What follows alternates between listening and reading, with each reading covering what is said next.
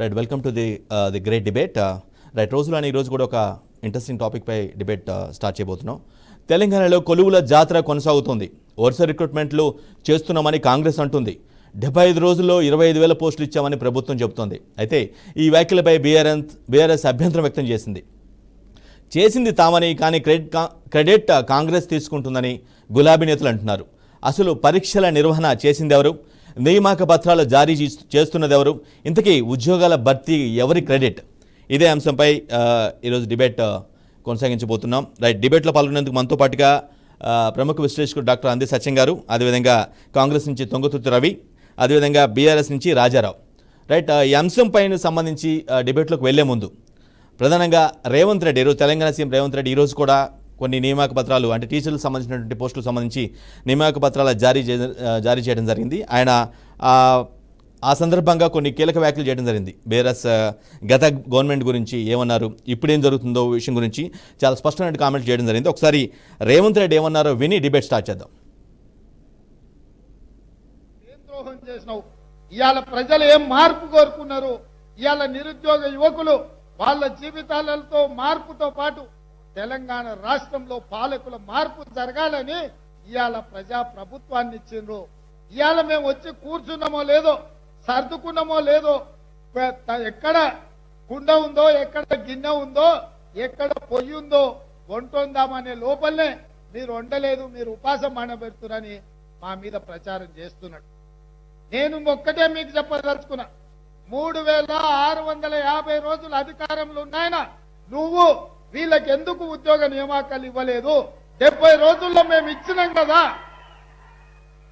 70 రోజుల్లో దాదాపుగా మేము 25,000 ఉద్యోగాలు ఇవాళ భర్తీ చేసినాం. స్టాఫ్ నర్సులు కావచ్చు, సింగరేణి కార్మికులు కావచ్చు, పోలీసులు కావచ్చు, ఇవాళ గురుకుల టీచర్లు కావచ్చు, దాదాపుగా 25,000 ఉద్యోగాలు మేము వచ్చిన 70 రోజుల్లోనే నియామకాలు చేపట్టినాం. ఇవి మీ కళ్ళకు కనిపిస్తలేవా అని నేను వారిని అడుగుతున్నా.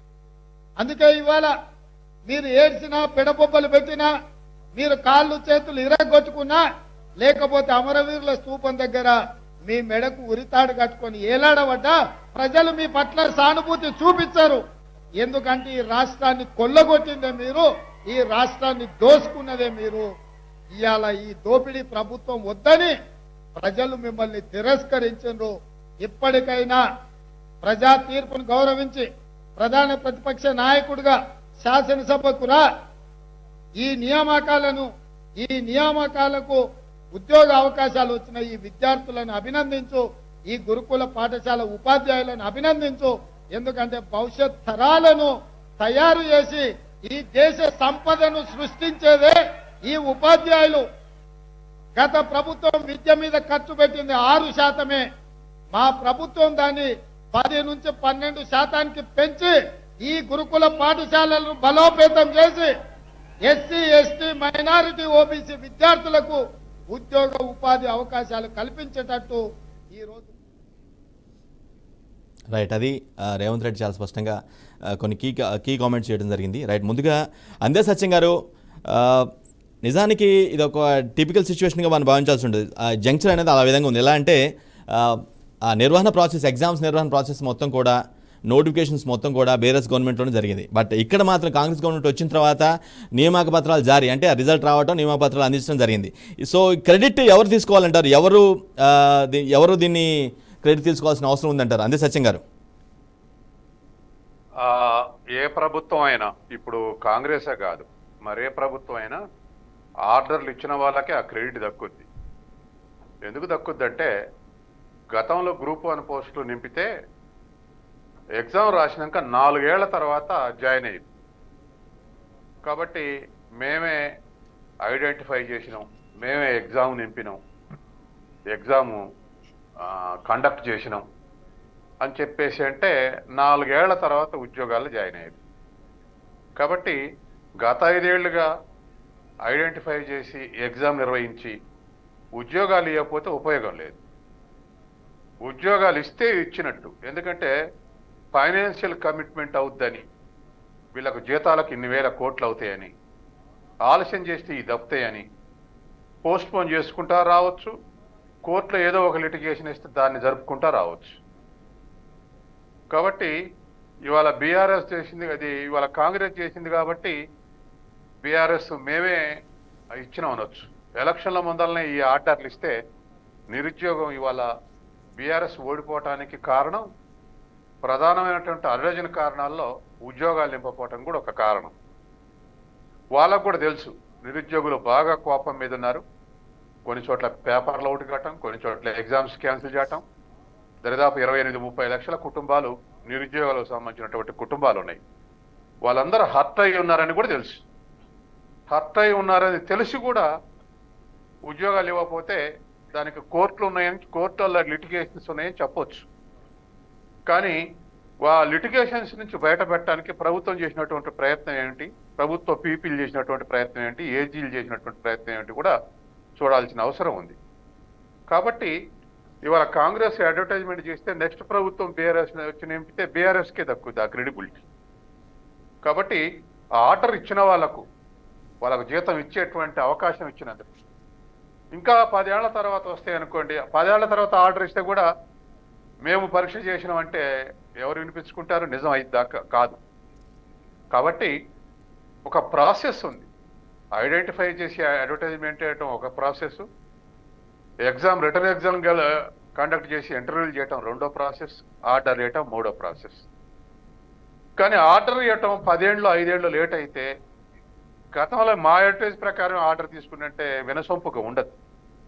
గతంలో గ్రూప్ 1 ఆఫీసర్లు అట్లాగే తీసుకున్నారు. 4-5 ఏళ్ల తర్వాత, నాకు తెలిసిన ఒక కుర్రోడు 5 ఏళ్ల తర్వాత ఆర్డర్ తీసుకోండి, డిఎస్పీ ఆర్డర్. అందుకని అదే సచిన్ గారు, అదే నా పాయింట్ ఏంటంటే ఇంత లేట్ కారణం ఏంటి అనుకుంటున్నారు మీరు? మామూలుగా అంతా 10 ఏళ్ళ రూల్ చేసినటువంటి గవర్నమెంట్ కండక్ట్ చేయడం జరిగింది, ఎగ్జామ్స్ నోటిఫికేషన్ ఇవ్వడం జరిగింది, కానీ అపాయింట్మెంట్ ఆర్డర్లు ఇవ్వడం మాత్రం బాగా జాప్యం చేసింది. ఏంటి వాంటెడ్గా చేసిందా, లేదంటే నిజంగానే కోర్టు లిటిగేషన్ వల్ల ఇది జరిగిందంటారా? ఇప్పుడు ప్రభుత్వాలకు తెలుసండి, ఏది ఇచ్చినా కోర్టుకు పోతారు, ఏది ఇచ్చినా పిల్లలు రకరకాలైనటువంటి డైవర్సిఫైడ్ పిల్లలు ఉన్నారు. ఒకళ్ళు ఏజ్ మీద పోతారు, ఒక రిజర్వేషన్ల మీద పోతారు, ఒకళ్ళు ఎలిజిబిలిటీ మీద పోతారు, ఇట్లా పోతూనే ఉంటారు. వాడికి తగ్గట్టుగా క్లియర్ చేసి నింపాల్సినటువంటి బాధ్యత ఉంది. ఇప్పుడు ప్రతి సంవత్సరం ఐఏఎస్ స్టాఫ్ సెలక్షన్ కమిషన్ నింపట్లే, స్టాఫ్ సెలక్షన్ కమిషన్ ద్వారా 1000 ఉద్యోగాలు నింపుతారు. తర్వాత ఆల్ ఇండియా సర్వీస్ ద్వారా 1000 నుంచి 1500 మధ్య ఉద్యోగాలు నింపుతారు. వాళ్ళ ఎందుకు ఆగట్లే? కోర్టులో పోతూనే ఉంటారు. ఎందుకు ఆగట్లే? ఎవ్రీ ఇయర్ ఎందుకు షెడ్యూల్ అవుతుంది? రాష్ట్ర ప్రభుత్వాలు అలా షెడ్యూల్ ప్రకటించాల్సినటువంటి బాధ్యత ఉంది. అయితే మోడర్న్ ఫినామినా ఏమిటంటే 4 ఏళ్లు తత్సారం చేయటం. ఏ పార్టీ అయినా, ఈ పార్టీ ఆ పార్టీ అని నాకు సంబంధం లేదు, 4 ఏళ్లు తత్సారం చేయటం, 4వ ఏట అడ్వర్టైజ్మెంట్ ఇవ్వటం, 5వ ఏట ఎగ్జామ్ కండక్ట్ చేయటం, ఈలోపు ఎవరో ఒకరు కోర్టుకు పోవటం లేదా మరొకటో ఫైనాన్షియల్ కమిట్మెంట్ దక్కింది అనుకోవటం, ఆ తర్వాత పోవటం, మళ్ళీ మనమే వస్తాంలో అప్పుడు ఇవ్వచ్చు ఆర్డర్లు అనుకోవటం. ఇవాళ యూనివర్సిటీలలో కాంట్రాక్ట్ వాళ్ళు, రెగ్యులర్ వాళ్ళు 600-700 మంది పని చేస్తుంటే కాంట్రాక్ట్ వాళ్ళు ఒక 1300-1400 పని చేస్తే ఇంకో 1300-1400 ఖాళీ ఉన్నాయి. ఏదో గంట వేతనం మీద చేస్తున్నారు. అంటే 700 రెగ్యులర్ ఉంటే 3000 మంది కాంట్రాక్ట్ అవుట్ సోర్సింగ్ ఉన్నారు. యూనివర్సిటీలో రిసెర్చ్ జరగాలి, యూనివర్సిటీలో ఉన్నది రిసెర్చ్ కొరకు. రైట్. మరి కాంట్రాక్ట్ వాళ్ళు దరిదాపు 15-20 ఏళ్ల సంది పనిచేస్తారు. వాళ్ళ పిల్లలు కూడా వేరే ఎగ్జామ్స్ రాసి రెగ్యులర్ పోస్ట్ సంపాదించుకోరు. వాళ్ళకి అన్ని క్వాలిఫికేషన్స్ ఉన్నాయి. వాళ్ళనైనా రెగ్యులర్ చేయొచ్చు కదా. వాళ్ళని రెగ్యులర్ చేయరు. రిసెర్చ్ స్కాలర్స్ అయిపోయినటువంటి వాళ్ళకు రెగ్యులర్ పోస్టులు నింపరు. వీళ్ళని రెగ్యులర్ చేస్తే 1300 రెగ్యులర్ చేసే వాళ్ళు, ఇంకో 1300 రిసెర్చ్ స్కాలర్స్కి అవకాశం ఉంది. ఏది చేయరు. ఇవాళ ఉన్నత విద్యారంగం అంతా డోల్ డ్రమ్స్లో అసలు నవ్వుకుంటున్నారు. డిపార్ట్మెంట్ హెడ్లు కూడా అవుట్ సోర్సింగ్ వాళ్ళు, లేకపోతే కాంట్రాక్ట్ వాళ్ళు, డిపార్ట్మెంట్ హెడ్లు కూడా. ఇది దుస్థితి. ఇప్పుడు ఒక కాంట్రాక్ట్ ఎంప్లాయీ, ఒక కాంట్రాక్ట్ లెక్చర్ రెగ్యులర్ చేస్తే తన ఆత్మస్థైర్యం ఎట్టుంటుంది, తన డెడికేషన్ ఎట్టుంటుంది, ఎప్పుడంటే అప్పుడు బయటికి పంపుతామంటే వాళ్ళ డెడికేషన్ ఎట్టుంటుంది. ఇది తేడా. అట్లాగే ఉద్యోగాలు నింపింది కూడా వీళ్ళని కొత్తగా తీసుకొచ్చే ఉద్యోగాలు కావు, శాంక్షన్డ్ పోస్టులు. అవి శాంక్షన్డ్ పోస్టులు. పే కమిషన్ చెప్పింది కూడా 1,99,000 ఖాళీలు ఉన్నాయి, నింపొచ్చు అని. శాంక్షన్ స్ట్రెంత్ దేని బట్టి ఉంటుంది? వర్క్ లోడ్ని బట్టి, జనాన్ని బట్టి, జనాభా నిష్పత్తిని బట్టి, వీటన్నిటిని బట్టి శాంక్షన్ పోస్టులు ఉంటాయి. అవి అవుపడితే నింపమంటారని వాళ్ళు కొన్ని ఎత్తేసిరు కూడా, కొన్ని పోస్టులు ఎత్తేసిరు. అసలు అక్కడ కనపడితే ఖాళీలు ఉంటాయి అంటారని ఎత్తేస్తే ఖాళీలు చూపెట్టేది కాదు.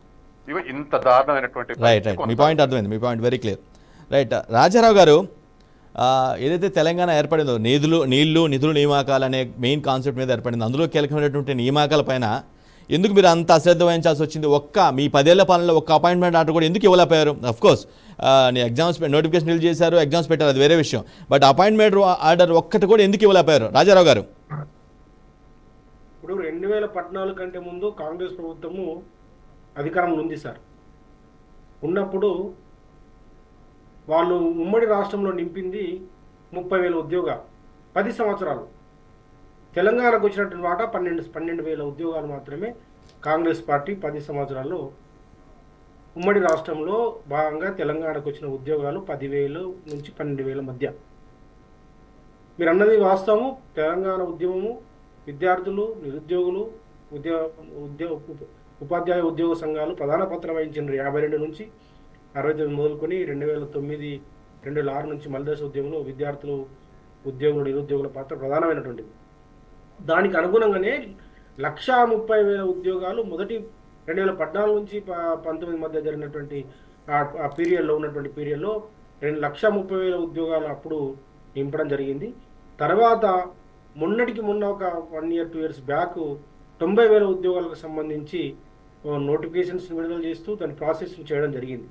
ఆ ప్రాసెస్లో భాగంగానే మిగిలినటువంటి ఆ 90,000లో ఇవాళ 20,000 ఉద్యోగాలని కాంగ్రెస్ ప్రభుత్వము రేవంత్ రెడ్డి గారు నియామక పత్రాలు ఇస్తున్నారు. నోటిఫికేషన్స్ ఎవరిచ్చారు? ఫైనాన్షియల్ క్లియరెన్స్ ఎవరిచ్చారు? దాన్ని ప్రాసెస్ ఎవరు చేశారు? ఎగ్జామ్ ఎవరు నిర్వహించారు? ఇవాళ రిజల్ట్స్ ఎవరిచ్చారు? ఇవాళ మేము సింగరేణి ఉద్యోగాలు మేము ఇచ్చినాము, నర్సుల ఉద్యోగాలు మేము ఇచ్చినాము, పోలీసు ఉద్యోగాలు మేము ఇస్తున్నాము అని చెప్పడం అంటే అది నేను అనలేను ఆ భాష. కానీ మంది గుట్టిన పిల్లలు మా పిల్లలు అని చెప్పుకోవడం పద్ధతిలో కనిపిస్తుంది. మీరు ఎందుకు ఇవ్వలేకపోయారు అది చెప్పండి. మీరు అపాయింట్మెంట్ ఆర్డర్ ఎందుకు ఇవ్వలేపారు? ఇంత చేసిన వాళ్ళు మీరు అపాయింట్మెంట్ ఆర్డర్ ఎందుకు ఇవ్వలేపారు అది చెప్పండి. ప్రాసెస్ లో భాగంగా 1,30,000 అయిపోయినాయి, 90,000 ఉద్యోగాలు నింపుతూ వస్తున్న సందర్భంలో ఆ ప్రాసెస్ లో భాగంగా ఆగినాయి అవి. దానికి కావాలని ఆపింది ఏం లేదు కదా సోదరా. ఇలా కోర్టులో కేసులు వేసింది ఎవరు ఆపింది ఎవరు? రకరకాల కొర్రీలు పెట్టింది ఎవరు? పేపర్ లీకేజ్ చేసింది ఎవరు? ఆ పేపర్ లీకేజ్ విషయాన్ని ఎవరు? కాంగ్రెస్ బయట పెట్టిందా? బీజేపీ బండి సంజయ్ బయట పెట్టిందా అండి? లేకపోతే రేవంత్ రెడ్డి గారు బయట పెట్టిందా? ఉత్తమ్ రెడ్డి గారు బయట పెట్టిందా? ఎవరు బయట పెట్టిర్రు? గవర్నమెంట్ బయట పెట్టి వాళ్ళని అరెస్ట్ చేసింది, జైలుకి పంపించింది. ఒకవేళ ప్రభుత్వం కనుక దాన్ని అట్లాగే ఉంచాలనుకుంటే ఉండిపోతుండే కదా, అది రహస్యంగా ఉండిపోతుండే. అట్లా జరగద్దని చెప్పేసి నిష్పక్షపాతంగా పారదర్శకంగా జరగాలని కేసీఆర్ గారు భావించి ఎవరైతే తప్పు చేసిండ్రో, ఎవరైతే ఆ పబ్లిక్ సర్వీస్ కమిషన్లో చొర్రి ఆ ఇంటి దొంగలు ఎవరైతే ఉన్నారో, ఇంటి దొంగ ఈశ్వరుడు వేరినట్లు వాళ్ళని పట్టుకొని వాళ్ళని శిక్షించి న్యాయం చేసే క్రమంలో జరిగింది. దాని ఒకవేళ కనుక నిజంగానే కేసీఆర్ గారికి చిరుశుద్ధి లేకపోతే నిరుద్యోగుల పట్ల పారదర్శకంగా జరగద్దని అనుకుంటే వాళ్ళు వదిలేస్తుండే కదా, దాన్ని పట్టుకుంది ఎవరు? కాబట్టి ఒక ప్రాసెస్లో ఒకటి ఏమైంది సోదరా అంటే, వాస్తవంగా సోషల్ మీడియా విపరీతంగా కొంతమంది పేడ్ ఆర్టిస్టులు మొత్తం జమ అయిపోయి అన్ని పార్టీలు కూడా ప్రధానంగా బీజేపీ కానీ కాంగ్రెస్. నేను కాంగ్రెస్ నుంచి విన్నది ఏంటంటే రాజారాం గారు, కాంగ్రెస్ వినండి వన్ పాయింట్, ఒక ఇంపార్టెంట్ పాయింట్ మీరు చెప్పిన ప్రచారం చేసి గ్రామాల్లో నేను ఎన్నికల సందర్భంలో తిరుగుతున్నప్పుడు నాకు అర్థమైంది ఏంటంటే మొత్తం అబద్ధాలు. అసలు ఏం ఉద్యోగాలు ఇవ్వలేదు. 1,90,000 ఇవాళ ఇప్పుడు 2 లక్షల ఉద్యోగాలు వేస్తామన్నారు కదండి. ఈ 1,90,000 ఈ 2,30,000 కాకుండా కొత్త వేయాలి వీళ్ళు. వేస్తామంటున్నారు, అవి కూడా వేస్తామంటున్నారు, అవి కూడా భర్తీ చేస్తామంటున్నారు. 2 లక్షల ఉద్యోగాల్ని సంవత్సరంలో నింపుతామని చెప్పి ఈ ప్రభుత్వము కాంగ్రెస్ పార్టీ మా ఎన్నికల మేనిఫెస్టోలో హామీ ఇచ్చింది. దాంట్లో ఏం చేయాలి? ఇప్పుడు ఈ 90,000 ఉద్యోగాలు, 1,30,000 ఉద్యోగాలు వాళ్ళు ఎట్లా చెప్పుకోలేరు. కానీ ఈ 90,000 ఉద్యోగాల్ని మా పిల్లలు వీళ్ళు మాకే పుట్టినని చెప్పుకొని ప్రయత్నం చేస్తున్నారు వీళ్ళు. నిస్సిగ్గుగా మేము నింపినామని చెప్పుకొని పత్రాలు ఇస్తున్నాం. మీకే సంబంధం అండి అది? అంటే మీరు ఇందాక ఒక పాయింట్ చెప్పారు రాజారాం గారు, ఇందాక మీరు ఒక పాయింట్ అన్నారు, ఇట్లా మేము వాంటెడ్గా ఆపలేదు, కేసులు పట్టడం వల్ల కొంతమంది కేసులు వేయించింది కూడా కాంగ్రెస్ అని చెప్తుంది. బట్ కాంగ్రెస్ చెప్తున్న వాదన ఏంటంటే మీరు జాబులు ఇస్తే వాళ్ళకి జీతాలు ఇవ్వాల్సి వస్తుంది, మీరే వాంటెడ్గా మీరు కొంతమంది కేసులు వేయించి ఆపించారనేది కాంగ్రెస్ నేతల వాదన. అంత అంత అంత దుస్థితి పట్టలేదండి టీఆర్ఎస్ పార్టీకి, బీఆర్ఎస్ పార్టీకి, కేసీఆర్ గారికి అంత దుస్థితి పట్టలేదు. ఆ స్థాయికి దిగజారలే,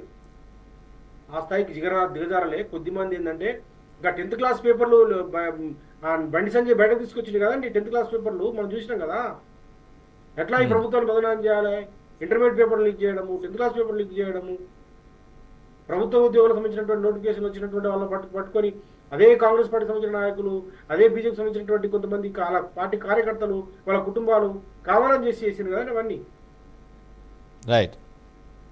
రవి గారు కాంగ్రెస్ నేత తొంగుతుర్తి రవి గారు కాంగ్రెస్ నుంచి, నిజానికి వాళ్ళు చెప్పిన పాయింట్లో ఒకటి అయితే చాలా వాళ్ళే గొప్పగా క్లెయిమ్ చేసుకుంటున్నారు. ఎందుకంటే ఇదంతా ప్రొసీజర్ మొత్తం ఫినిష్ చేసింది మేము, జస్ట్ ఏదో అపాయింట్మెంట్ ఆర్డర్స్ ఇచ్చేసి మొత్తం వాళ్ళ క్రెడిట్ మొత్తం వాళ్ళది అన్నట్టుగా చేస్తున్నారు. ఇది సరికాదు అనేది బీఆర్ఎస్ నేతల వాదన.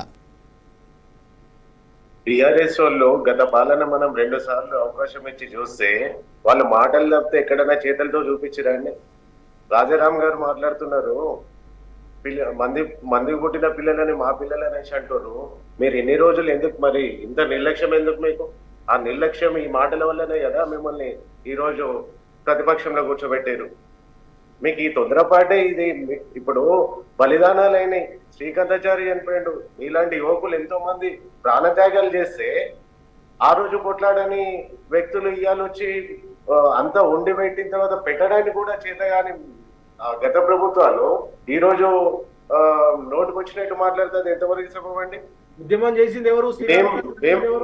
ఉద్యమం చేసిన నాలాంటి విద్యార్థుల మీద, నాలాంటి ఆ రోజు నాయకత్వం ఇచ్చి నాలాంటి వాళ్ళ మీద కేసులు పెట్టి అరెస్టులు చేసి జైల్లో పంపించింది ఎవరు? మా కుటుంబాలను నాగం చేసింది ఎవరు? మా పిల్లల్ని చంపింది ఎవరు? నాయకత్వం కదా.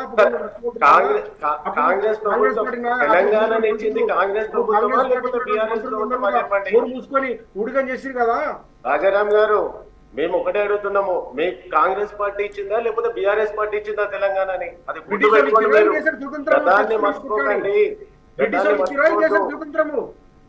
వాళ్ళు ఇచ్చిరా? భగత్ సింగ్ బలిదానాలతో, ఆజాద్ చంద్రశేఖర్ ఆజాద్ బలిదానాలతో, మహాత్మా గాంధీ, నెహ్రూల పోరాటంతో వచ్చిందా? మాట్లాడనివ్వండి రాజారాం గారు, మాట్లాడనివ్వండి. రవి గారిని మాట్లాడనివ్వండి please. Start one by one.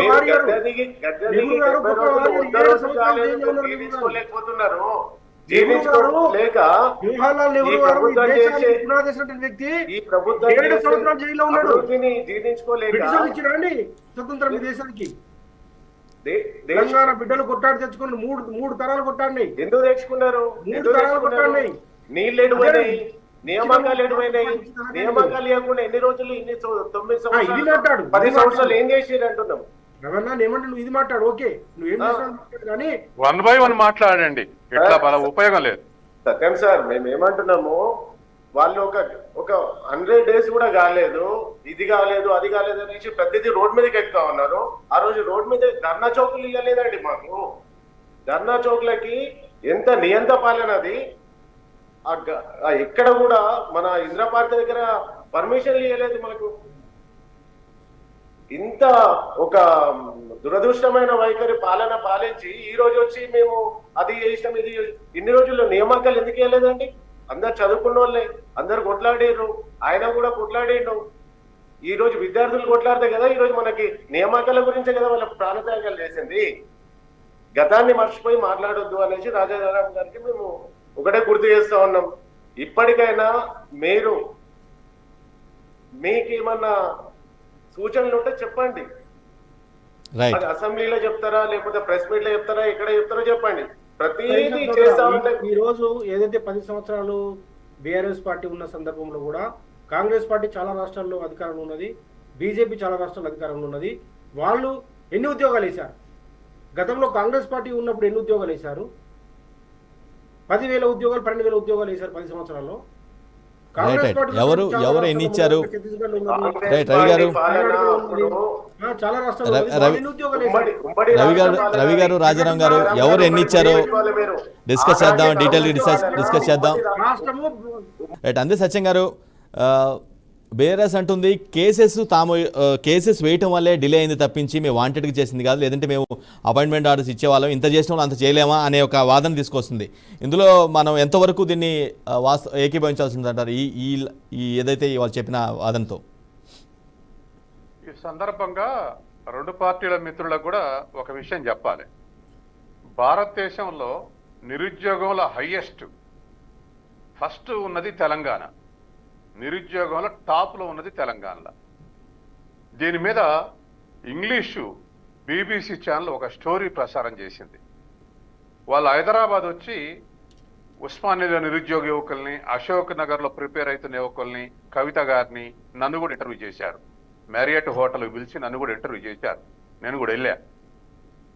వాళ్ళ ఆదుర్త ఏదంటే, తెలంగాణ వచ్చి కొత్త రాష్ట్రం వచ్చిన తర్వాత నినాదాల ఆబ్జెక్టివ్స్లో మరి ఎంప్లాయ్మెంట్ అనేది ఉంది కదా, అటువంటి తెలంగాణలో హైయెస్ట్ ఎందుకు నిరుద్యోగిత అనే దాని మీద వాళ్ళు ఒక స్టోరీ ప్రసారం చేశారు. ప్రసారం కూడా అయింది.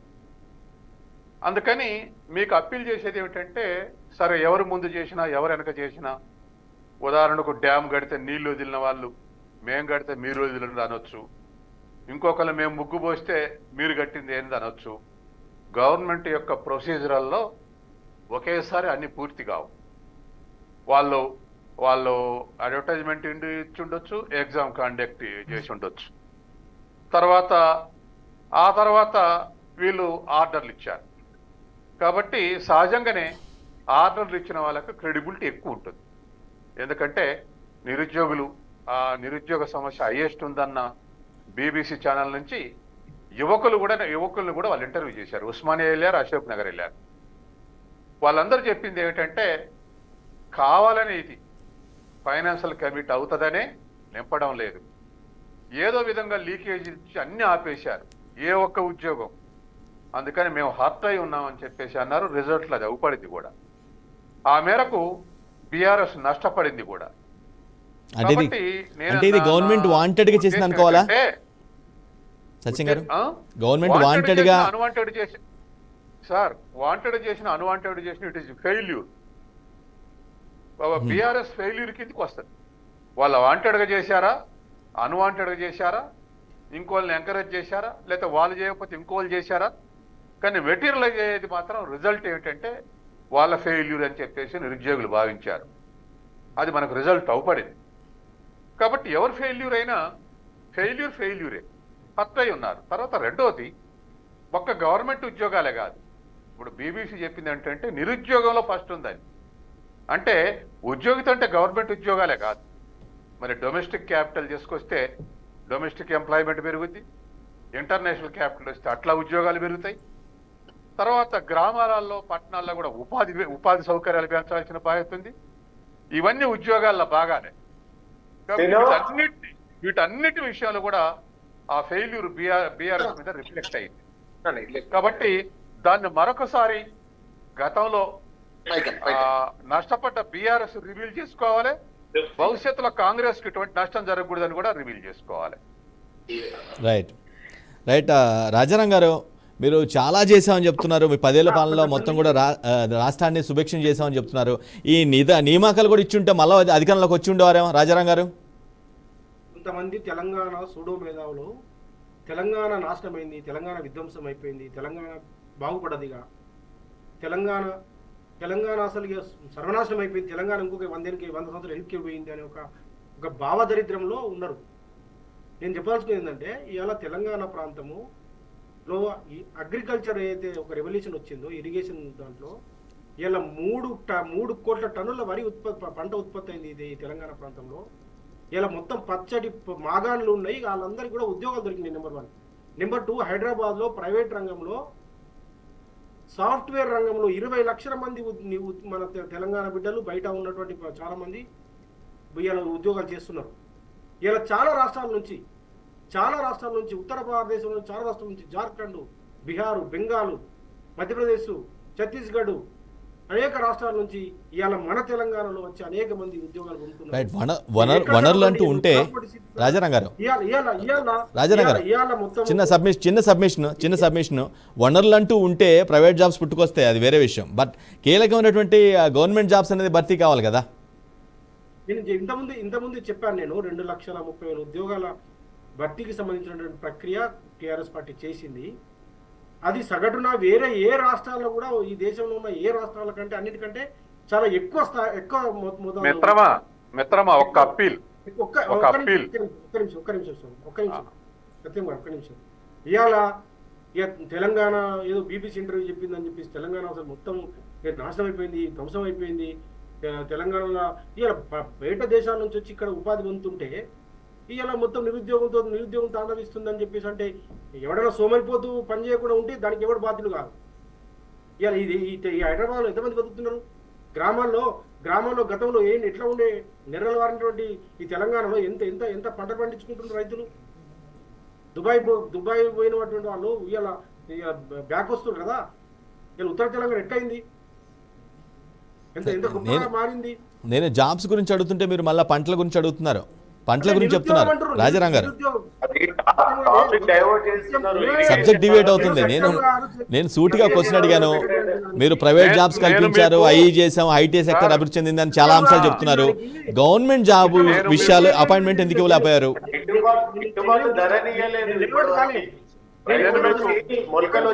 నేను డైవర్ట్ కాలేదు. నిరుద్యోగం పెరిగిపోయింది, తాండవిస్తుంది, సర్వనాశనమైంది తెలంగాణ అని చెప్పిందంటే కాదు. గొప్పగా అయింది తెలంగాణ, ఆత్మగౌరవంతో ఉన్న తెలంగాణ, ఆత్మగౌరవంతో బతుకుతున్న తెలంగాణ. 10 సంవత్సరాల్లో తలెత్తుకొని బతుకుతున్న ప్రజలు, చాలా రైతాంగం అంతా గొప్పగా ఉన్నారు. అదంతా కూడా ఉద్యోగమే. బీబీసీ లాంటి ప్రఖ్యాత ఛానల్ చెప్పింది. రాజారాం గారు, sorry for the interruption. BBC లాంటి ప్రఖ్యాత ఛానల్ చెప్పింది తెలంగాణ నిరుద్యోగంలో టాప్ లో ఉందని. మీ 10 ఏళ్లలో సరిగా ఉండుంటే టాప్ కాకపోయినా కొంచెం కిందనే ఉండేది కదా. ఒక్క నిమిషం. 2 లక్షల ఉద్యోగాలు కనిపించట్లేదు. బీబీసీ చెప్పిందని చెప్పేసి 2 లక్షల ఉద్యోగాలు కనిపిస్తలేదు. 20 లక్షల ఉద్యోగాలు ఐటీ ఉద్యోగాలు మీకు కనిపిస్తాయి. ఇలా చాలా మంది బీబీసీ స్టోరీలో కవిత గారే ఎక్కువసేపు మాట్లాడారు. కవిత గారు ఎక్స్ప్లెయిన్ చేశారు. స్టోరీ ఒకటే ప్రామాణికం కాదు.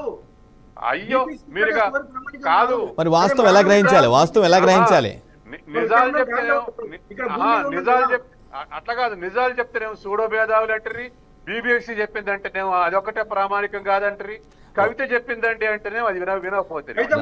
వాస్తవాలు ఎలా గ్రహించాలి రాజారాం గారు? మరి సరే, మీకే అవకాశం ఇస్తాను. వాస్తవాలు ఎలా గ్రహించాలి? మీరు ఏది నమ్మేటట్లేరు రాజారాం గారు.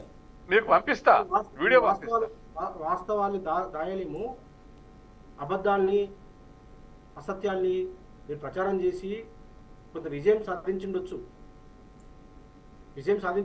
అది ఒకటే ప్రామాణికంగా మొత్తం చేసిందంతా ఉట్టిదే అనే పద్ధతిలో వాళ్ళు ఉట్టిదే అని గాని ఇంకోటి గాని కాదు. అసలు ఎందుకు అట్లా దేశం మొత్తంలో ఇదే ఎందుకు ఫస్ట్ ఉన్నట్టు అసలు కారణాలు ఏమిటో కనుక్కుందామని వచ్చారు. అదేదో విమర్శ కాదు, ఇంకోటి కాదు. చాలా సిన్సియర్. రాష్ట్రాన్ని మొత్తం మత్తులో దింపింది తెలంగాణ పార్టీ కాదా? రాజారాం గారు మీరు డెవలప్ చేసింది ఏంటో ఒకసారి అనేక రంగాల్లో రివ్యూ చేసుకోండి. ఒకసారి డెవలప్ చేసింది ఉపాధి పొందుతున్నారు. మత్తులో తెలంగాణని మొత్తం తిప్పారు, మత్తులో దించారు యువకుల్ని. మొత్తం ఉద్యోగాలు ఇవ్వలే మీరు. నువ్వు నిషేధించు కదా. ఇప్పుడు మేము 100% నిషేధించు కదా. లిమిట్ మద్యపానం నిషేధించేసేయి. మేము ఒకటింటి దాకా మనకి తెలంగాణ రాష్ట్రం రాకముందు ఎంత డెవలప్ అయింది, ఎంత ఉన్నది, ఇప్పుడు ఎంత డెవలప్ అయింది ఒకసారి తీసుకోండి. మీరు యువతని మొత్తం పక్కదారి పట్టించింది. ఉద్యోగాలు మేము చేయలేము, ఇంకా చాలు మాకి అనేసి, మాకి రిటైర్మెంట్ ఇయర్ అనేసి అంటే పెంచింది.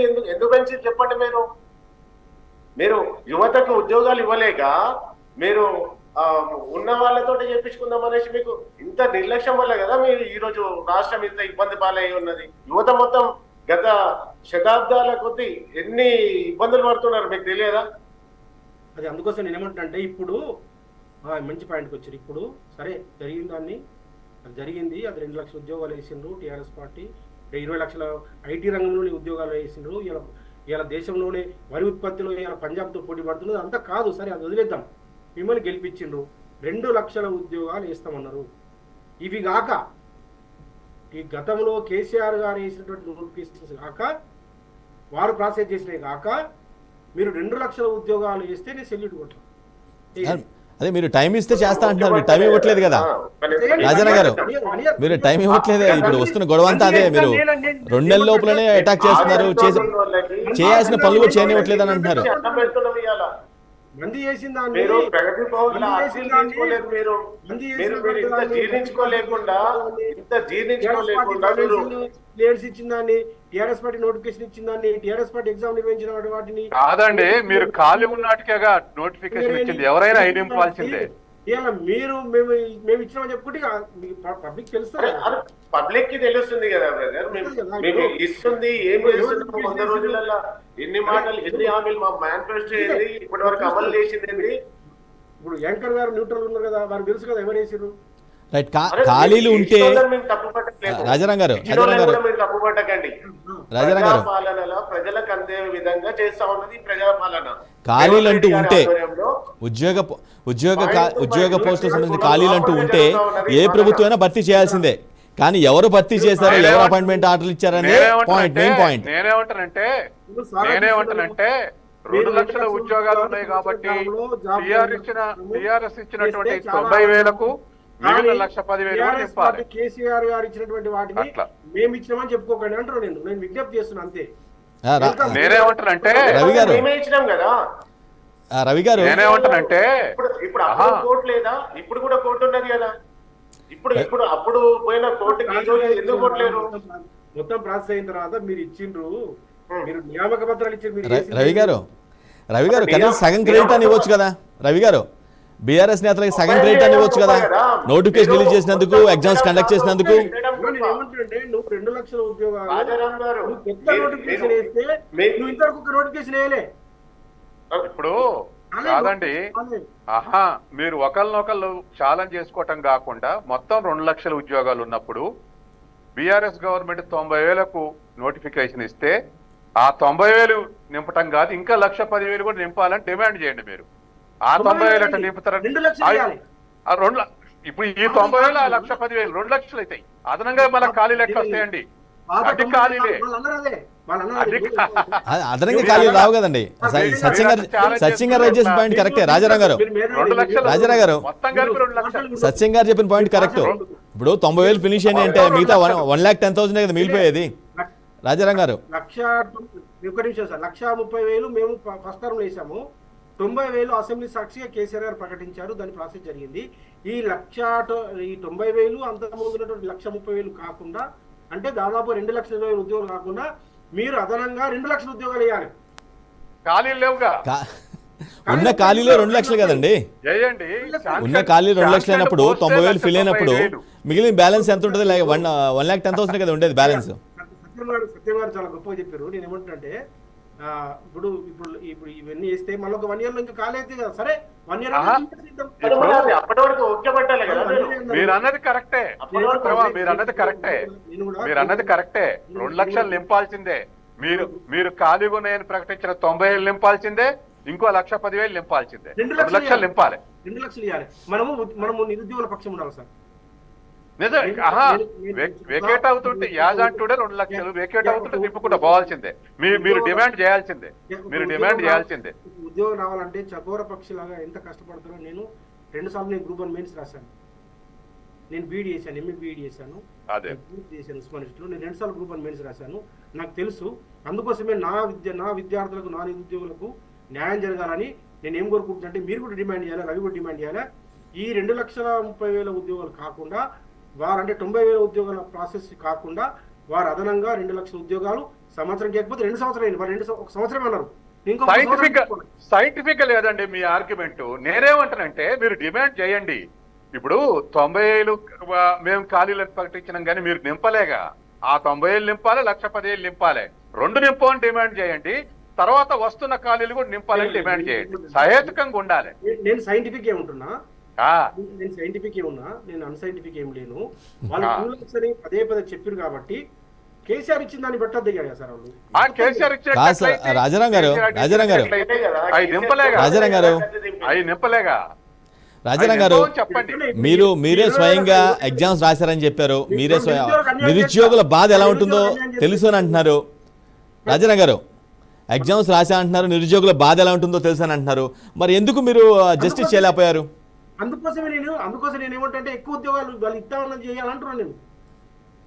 వాళ్ళు ఇస్తాను 2 లక్షల ఉద్యోగాలు వేయాలంటున్నాను. ఇప్పుడు మీ పాలనలో జస్టిస్ ఎందుకు చేయలేకపోయారు? ఉద్యోగాల నియామకాలకు సంబంధించి ఇయర్లీ జాబ్ క్యాలెండర్ కూడా ప్రకటించాలా, నింపాల్సిందే. మీరు ఆ డిమాండ్ చేయండి. తర్వాత ఈ 90 ఈ ఖాళీలు ఉన్నాయని 90 మీరు ఐడెంటిఫై చేసిన నింపాల్సిందే. ఇంకా 1,10,000 నింపాల్సిందే. ఆ తర్వాత ఇయర్ క్యాలెండర్ ప్రకారం నింపాలని డిమాండ్ చేయండి. రైట్. రవి గారు సగం ప్రాసెస్ రిక్రూట్మెంట్, సగం ప్రాసెస్ వాళ్ళకి జరిగింది, వాళ్ళ అండర్లోనే జరిగింది కదా. సగం కొంచెం క్రెడిట్ వాళ్ళకి ఇవ్వచ్చు కదా. రవి గారు, మీరు చాలా పట్టుబడుతున్నట్టున్నారు మీరు. ఇప్పుడు ఒకటి సార్, మేము ఏమంటున్నాము, ఒక విందులో కూర్చున్నాము, భోజనాలు రెడీగా ఉన్నాయి. ఒక కొంత భాగమైన వాళ్ళు పెట్టిర్రు, ఇంకా మిగతా దాన్ని పెట్టలేదు అనేసి అంటే దాని గురించి మాట్లాడవచ్చు. వండిని మొత్తం ఆన్నే పెట్టుకొని వాళ్ళు ఏదో సినిమాల కోడిని దానికి కట్టినట్టు వాళ్ళు చిత్రీకరించి వస్తున్నాయి అంటే 2 సార్లు రాజారాం గారు చెప్తున్నారు, నేను 2 సార్లు అటెంప్ట్ చేసిన అనేసి అంటున్నారు. 2 సార్లు ఎందుకు రాలేదు? మీరు అవగాహనలోకి రావాలి. మీరు ఒకసారి అనుకుంటావా అన్నా ఏందే గ్రూప్ 1 రాసిన సార్, నేను గ్రూప్ 1 మెయిన్స్ రాసిన. చాలా చదువుకున్న వాళ్ళు వేరే దానికి ఎస్ఐలకు దేనికో దానికి అయినాలి కదా. ఇప్పటి వరకు ఏదైనా పోలీస్ శాఖల అప్పుడు ఇచ్చిన ఉద్యోగాల్లో తెలియదు. మీకు తెలియదు, నేను గ్రూప్ 1 ఆఫీసర్ కూడా అవుతుంటే నేను తెలంగాణ కోసము నా ఉద్యోగాన్ని, నా జీవితాన్ని త్యాగం చేసిన సోదరా.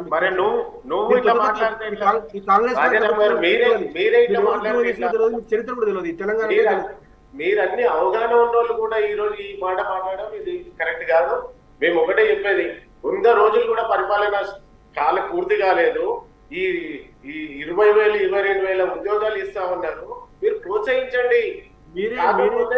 ఇంకేం కావాలో మీరు రవణ మీరే ఒప్పుకున్నారు. కేసీఆర్ గారు వండిండ్రు, పప్పేసిండ్రు, ఉప్పేసిండ్రు, అన్ని వండినాకట మేము వడ్డించినామని మీరే చెప్పారు. 100% మీరు స్వయంగా ఇప్పటికీ అయిపోయింది. ఇంకేంది పెట్టేటోడు గొప్ప అనేసి అంటున్నాం మేము. సరే ఇక ఓకే, ఆకలి తీరుస్తున్నాం మేము ఈ రోజు. కానీ వండింది మాత్రం వాళ్ళకి మేము ఆకలి తీరుస్తా ఉన్నాం అంటున్నాం. మంచిదే, సంతోషం. రైట్. రవి గారు రైట్. మీ ప్రభుత్వం చెప్తున్నట్టుగా మిగతా బ్యాలెన్స్ ఏదైతే ఉన్నాయో 1,10,000 దాకా ఉన్నాయి, ఏదైతే 90,000కి ఆల్రెడీ నోటిఫికేషన్ రిలీజ్ అయింది కాబట్టి మిగతా వాడు ఫినిష్ చేసే ఉందా? అసలు ఛాన్స్ ఉందా? మీ గవర్నమెంట్ చేయగలుగుతుందా? రవి గారు 100% చేస్తారు సార్. ఆ రోజు మేము ఏదైతే మేనిఫెస్టోలో పెట్టినామో ప్రతిదీ కూడా స్టెప్ బై స్టెప్ చేసుకుంటా వస్తా ఉన్నాం. దీన్ని జీర్ణించుకోకుండా వాళ్ళు ప్రతిపక్షంలో కూడా వాళ్ళు సరైన నిర్ణయం, ఒక ఏదైనా పని చెప్పండి మేము చేయడానికి రెడీ ఉన్నామంటే అంటే అసమానం ఇదే పంచాయతీ. మీరు అది ఇది అనేసి అంటారు. కొంచెం ప్రోత్సహించండి చేసే పనిని. ఒకసారి అవకాశం ఇచ్చారు కదా ప్రజలందరూ కూడా. మీరు చేయలేదు కనుకనే కదా మిమ్మల్ని గద్దె దింపింది. రేపు మేము కూడా మీరు చెప్పినవి చేయకపోతే మమ్మల్ని కూడా గద్దె దింపుతుంది. దానికి కొంచెం టైం అనేది ఉంటుంది కదా. ఆ టైంని కూడా ఓపిక పెట్టకుండా మీరు అన్నిటి బట్ట కలిసి మీదేస్తా అన్నట్టు ఇది వేయడం ఇట్లా సబబు కాదనేసి, ఇది కరెక్ట్ కాదనేసి మేము కాంగ్రెస్ పార్టీ తరఫున మేము తెలియజేస్తామన్నాం. రైట్. సత్యం గారు, నిజంగా నిరుద్యోగ యువత బగ్గుమనటం వల్లే గవర్నమెంట్ దిగిపోయింది అంటారా? సత్యం గారు, ఉద్యోగాల నియామకాల విషయంలో దాదాపు ఆ గ్రూప్ 1 నుంచి మొదలు పెడితే కింది స్థాయి వరకు మీరు చూశారు కదా. గ్రూప్ 1 ప్రిలిమ్స్ కు దాదాపు 3 లక్షల మంది 4 లక్షల మంది అప్లై చేశారు, 3 లక్షల మంది రాశారు. అది రిక్రూట్మెంట్ అయ్యి ఉంటే 500 పోస్టులకో 400 పోస్టులకో రిక్రూట్మెంట్ అయ్యి ఉంటే మనకు కాంపిటీషన్ రాలేదు అని వాళ్ళకి ఎవరికి వాళ్ళే రియలైజ్ అవుతారు. మనం కాంపిటీషన్లో రాలేదు, మనం ఏం చేస్తాం, గవర్నమెంట్ నింపిందని రియలైజ్ అవుతారు. కానీ అది ఆ రిక్రూట్మెంట్ కాకపోతే హ్యూమిలేట్ అయ్యింది.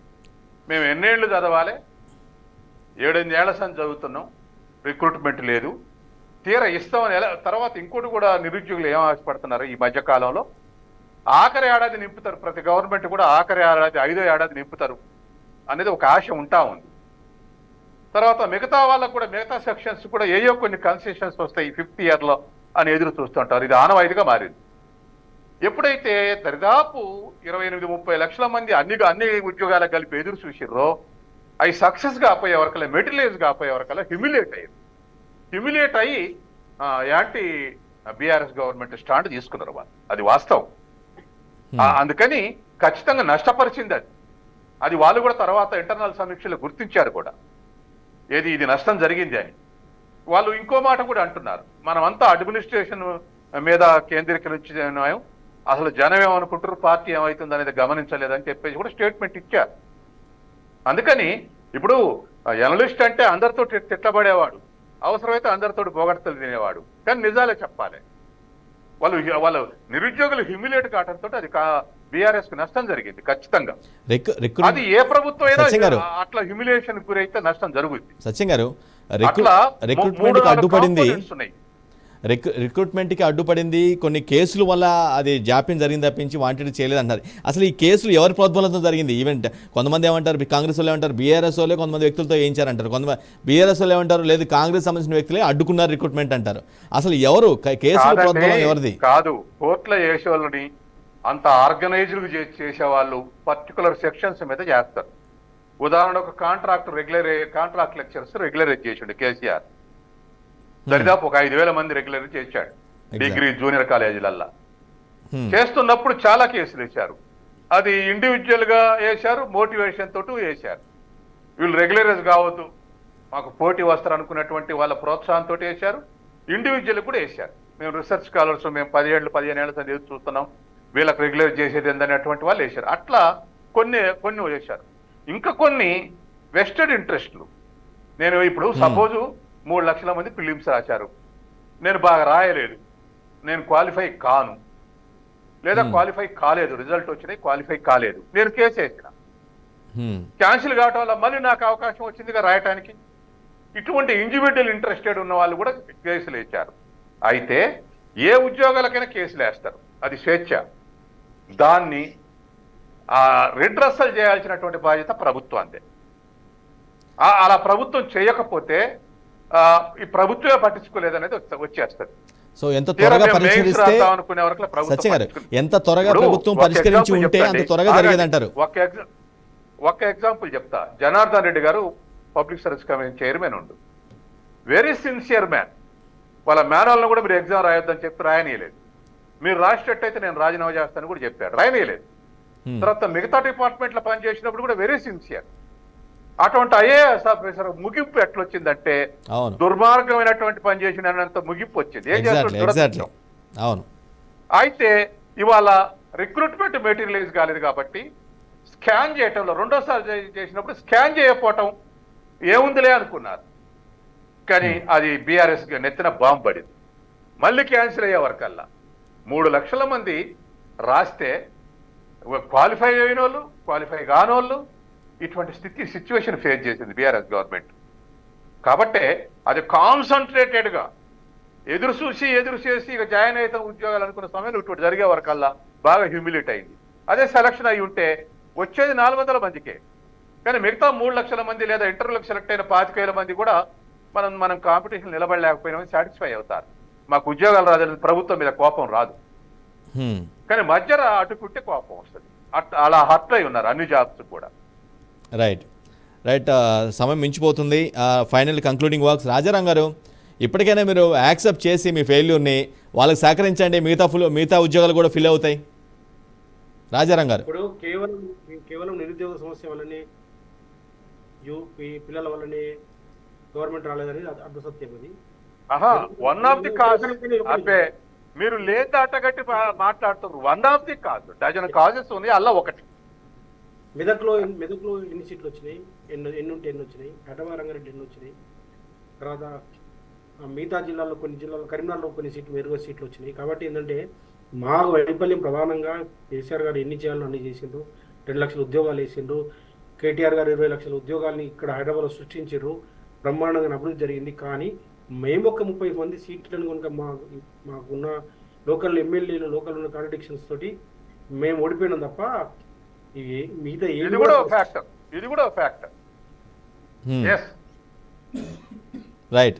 రవి గారు, 30 సీట్లు మార్చుంటే 20 సీట్లు అదనంగా వస్తుంటే 60 సీట్లతో ఇలా గవర్నమెంట్ వీళ్ళు అదే కదా, మీరు మీరు ఓడిపోయింది హైదరాబాదు తీసుకోండి. ఒకటి మేము- హైదరాబాద్ రంగారెడ్డి జిల్లాలోనే మీరు బాగా ప్రభావం చూపెట్టారు, ఎక్కడ చూపించలేదు.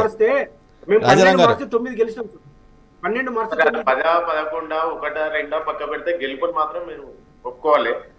ప్రజలందరూ కూడా రైట్. అయితే నేను ఏమంటాను రాజారాం గారు, ఒకటే విషయము, ఆ ప్రగతి భవన్కి ఏదన్నా అర్జీలు తీసుకున్నారా?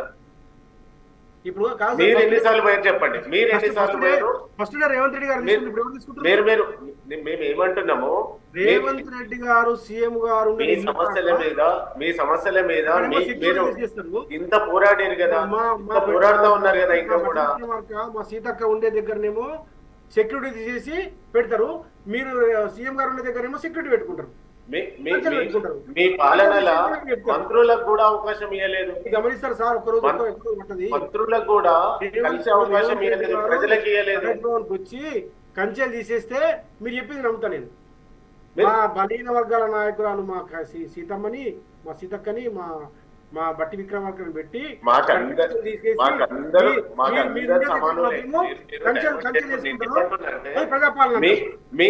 మీ బాధలు ఏ రోజన్నా మీరు వివరించడానికి పోతే విన్న రోజులు ఉంటే చెప్పండి. వారం ఒక రోజు ముఖ్యమంత్రి గారు ప్రజా అర్జీలు తీసుకుంటామన్నారు కదా, ఏమైంది మరి అర్జీలు ఎందుకు తీసుకుంటే? ఒకటే రోజు ముగించింది అర్జీలు. మేము కాన్వాయ్లో ట్రాఫిక్ లో ఆపమని చెప్పారు, మళ్ళీ ఇప్పుడు ఆపుతున్నారు. రవి గారు, ఇది కూడా పాయింటే. రవి గారు, మీరు ఫస్ట్ డే మాత్రమే తీసుకున్నారు, సీఎం గారు తీసుకున్నారు, తర్వాత మాత్రం ఎందుకో మరి అది జిల్లాలకు షిఫ్ట్ చేస్తున్నారు, జనాల దగ్గరికే ప్రజాపాలన అన్నట్టుగా ఒక చిన్న కాన్సెప్ట్ దాన్ని ఎక్స్టెండ్ చేశారు. రవి గారు, మా సీతక్క దగ్గర తీసుకున్నాం, మా బట్టల దగ్గర తీసుకు కాదు, సీఎం గారి దగ్గర తీయండి కంచెలు. అన్న ఈడ ప్రజాపాలన అన్న, అప్పట్లో దురద పాలన కాదు, మా మాట పాలన కాదు, ఇది ప్రజాపాలన. ప్రతి ఒక్కరికి కూడా సరే ఇక్కడ మిస్ అయింది రవి గారు సార్, ప్రజాభవన్లో ఫస్ట్ డే తెలంగాణ ప్రజాభవన్లో ఫస్ట్ డే తీసుకున్నారు రేవంత్ రెడ్డి గారు, తర్వాత అది మిస్ చేశారు, దాన్ని స్కిప్ చేసి జిల్లాలకు పంపించారు. పోనీ ఇంటి దగ్గర తీసుకోవచ్చు కదా, చేయలేదు సార్. ఎక్కడ ఉన్న వారికి ప్రతి ఒక్కరికి కూడా వర్క్ షేర్ చేసుకుంటున్నారు. అక్కడ ఉన్న మంత్రి వర్గానికి ప్రతి ఒక్కరు కూడా అలా చెప్పాలా? మరి ముఖ్యమంత్రి గారు ఫస్ట్ కనిపించి మళ్ళీ కనిపించారు అన్న, నేను సరే చూడలేదేమో. మీరు 2 రోజులలో ఎంత క్యూ కట్టారో మీకు తెలియదు అన్న. షేర్ చేసుకుంటే అంత మంది రాకుండా. Right. Thank you so much Ravi గారు, థ్యాంక్ యూ సో మచ్ అంది సత్యం గారు, డాక్టర్ అంది సత్యం గారు, అదేవిధంగా రాజారాం యాదవ్ గారు, మీ వాల్యుబుల్ టైంకి. అదే ది గ్రేట్ తెలంగాణలో కొలువుల జాతర, గతంలో కొట్లాట జరిగింది, ఇప్పుడు జాతర జరుగుతుందన్న ఫీలింగ్ అయితే వస్తుంది. బట్ ఇది అల్టిమేట్గా ఎవరిది ఏంటనేది దానిపైన ఆసక్తికర చర్చ అయితే సాగుతుంది. రైట్, ఎవరేమనుకున్నా సరే ఏదైతే ఖాళీలు ఉన్నాయో అవన్నీ కూడా ఫిల్ అవ్వాలి, నిరుద్యోగం పూర్తిగా పోవాల్సిన అవసరం ఉందైతే ప్రతి ఒక్కరు అనుకుంటున్నారు. రైట్, ఇది ఇవాళ ది గ్రేట్ డిబేట్. మళ్ళీ మరో డిబేట్లో మళ్ళీ కలుద్దాం. అప్పటివరకు చూస్తున్నారండి BRK న్యూస్.